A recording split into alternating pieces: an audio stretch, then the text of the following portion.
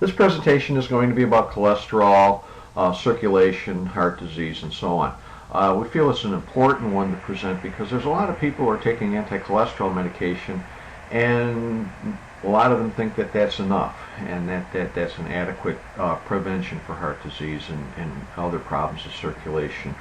This is a good overview for these people. And we're, of course, just presenting research and information. We don't recommend self-treating. We're just presenting ideas for you to discuss with your doctor. This is especially true of serious conditions like issues pertaining to the heart and circulation. We're also going to present some lifestyle changes that can improve your symptoms, and those are relatively safe. We'll start by defining atherosclerosis. Atherosclerosis and arteriosclerosis are used, the words are used interchangeably. Arteriosclerosis mainly means a hardening or a loss of flexibility of the arteries. Atherosclerosis specifically refers to a disease process that involves the buildup of cholesterol and other fatty substances, calcium and so on, lining the artery. The term is derived from two Greek words, athero, which means paste, and sclerosis, which means hardening. The buildup is called plaque and can reduce blood flow through the artery. Plaques can also rupture and cause blood clots to form. The clots can break away and travel to another part of the body, or they can enlarge and completely block the artery. As the artery becomes diseased, it can become blocked. It will become narrower and narrower. The buildup of the plaque will bulge into the lumen or the opening of the artery. This particular picture shows a clot that creating a complete blockage, and it's a very serious situation. Early diagnosis can be accomplished with Doppler. You can compare arm and leg blood pressure. There's different imaging procedures that can be done. And the reduction in circulation by atherosclerosis can cause different symptoms depending on where the blockage is. Pain in the legs while walking, or claudication, can be the result of restricted blood flow in the leg. Atherosclerosis in the arteries of the heart can lead to chest pain, angina, or may even lead to a heart attack. And if the arteries in the brain are involved, symptoms may include sudden numbness or weakness in the arms or legs, difficulty speaking, slurred speech, drooping facial muscles, different central nervous system signs. These are signs of what they call transient ischemic attack, or TIA, and if left untreated can progress to a stroke. Erectile dysfunction may even be the result of atherosclerosis. And although diagnosis involves looking for a blockage, the problem exists long before there's blockage. The lining of the artery starts to become invaded with the plaque, and the opening might still be pretty large. So a lot of times, do an angiogram or something, and the patient's told that everything is normal, might not necessarily be true. Early in the disease, these plaques are forming through a process called engorgement. Cholesterol and other materials making the plaque engorge the cells lining the artery. This process is prevented by two substances, resveratrol and N-acetylcysteine. Will help prevent this or slow down the disease process early in the disease. And right now our approach to looking at artery disease is to look at cholesterol levels, triglyceride levels, HDL, or so-called good cholesterol, and LDL, and so-called bad cholesterol. And this is a very inadequate way of looking at risk for heart disease or atherosclerosis. And of course the common treatment is to give a statin or a cholesterol-lowering drug.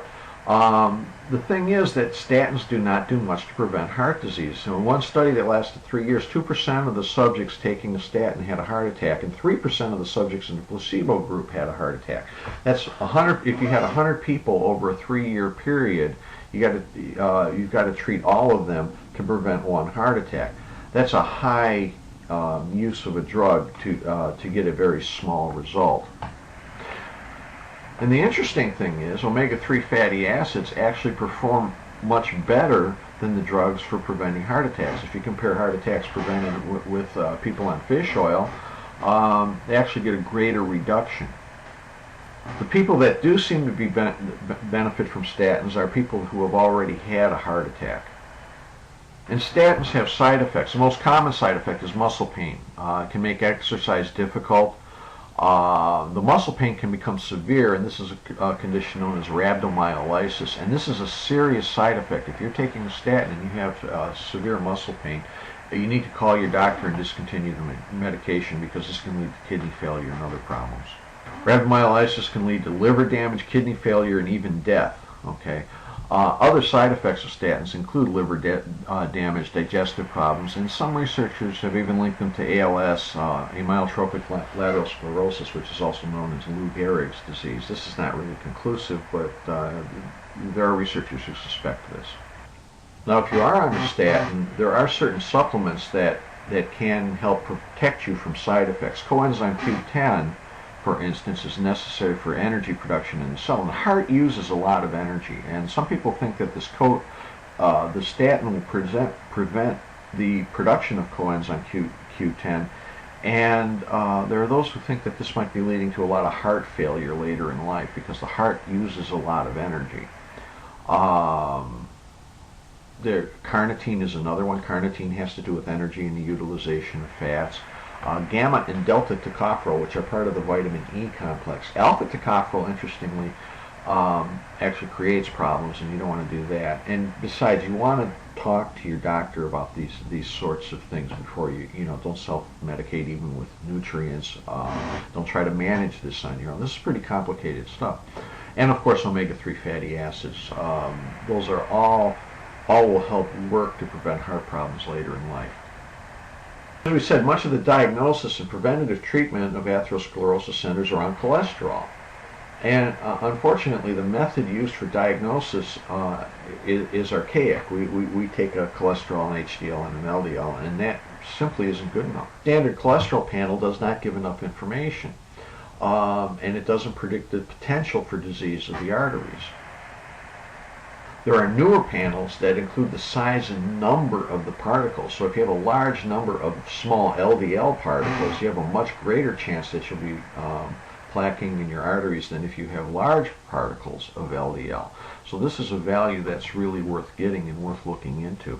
Now, interestingly enough, if you have a high particle size or a low particle size and a high particle number, statins don't help you very much. The substance that helps you the most with that kind of a problem is actually fish oil, omega-3 fatty acids. And that might be why in studies omega-3 fatty acids outperform statins in heart attack prevention. So the cholesterol medication does nothing for the particle size and number. And another thing that's interesting, half of the people who have had heart attacks actually had normal cholesterol levels. And statins work by suppressing an enzyme called HMG-CoA reductase, which is responsible for making cholesterol. Blocking that enzyme also interferes with production of coenzyme Q10 and may be responsible for the destruction of muscle associated with these drugs. There are natural substances that work on that same enzyme, and interestingly enough, do not cause the problems that the drugs do. There's red yeast rice, there's pantethine, not to be confused with pantothenic acid, tocotrienols, which are part of the vitamin E complex, and sesame oils, which can also reduce LDL. Another very important lab test that should be routinely run is something called CRP, which stands for C-reactive protein. It's a measure of inflammation, and it's actually much more predictive of future heart or artery disease than is just a mere cholesterol level. If you have a lot of small particles, LDL particles, and you have a high CRP, you're at a great risk for atherosclerosis and heart attack, stroke, and so on, and all the other problems that are associated with it. So rather than getting the regular cholesterol panel, you need the cholesterol panel with the size and number of particles and the CRP. This gives you a much better idea if you're at risk for a future problem. Now, unfortunately, for C-reactive protein, there's no drug solutions for high CRP. But interestingly enough, diet, like the Mediterranean diet, can help. And you need to eat foods that fight inflammation, like fresh produce, omega-3 fatty acids, olive oil, green tea, and things that are high in antioxidants, while at the same time avoiding foods that promote inflammation, which is white sugar, white flour, trans fats, processed foods, things like that. And once again, diet and omega-3 fatty acids go a long way in preventing heart disease and atherosclerosis. So to put this all together, you want to do proper testing. You want to make sure you look at this particle size and number and the CRP. Supplementation can help. Both supplements to prevent problems from statins if you are on a statin, and also supplementation can maybe reduce the need for a statin. And we're going to mention a couple of products by name because a lot of this research was put together by Dr. Mark Houston, and he's worked with Biotics Research to formulate some products, some specific products for these. Obviously, you can, if you're working with a nutritionist or a medical doctor or a chiropractor, they can put together the same components for you. Dr. Houston kind of made these in an easy one-size-fits-all kind of pill. The one product is EFA Cert Supreme, and it's got the fish oil, the omega-3 fatty acids, and the DHA, but there's also some evidence that GLA, gamma tocopherol, and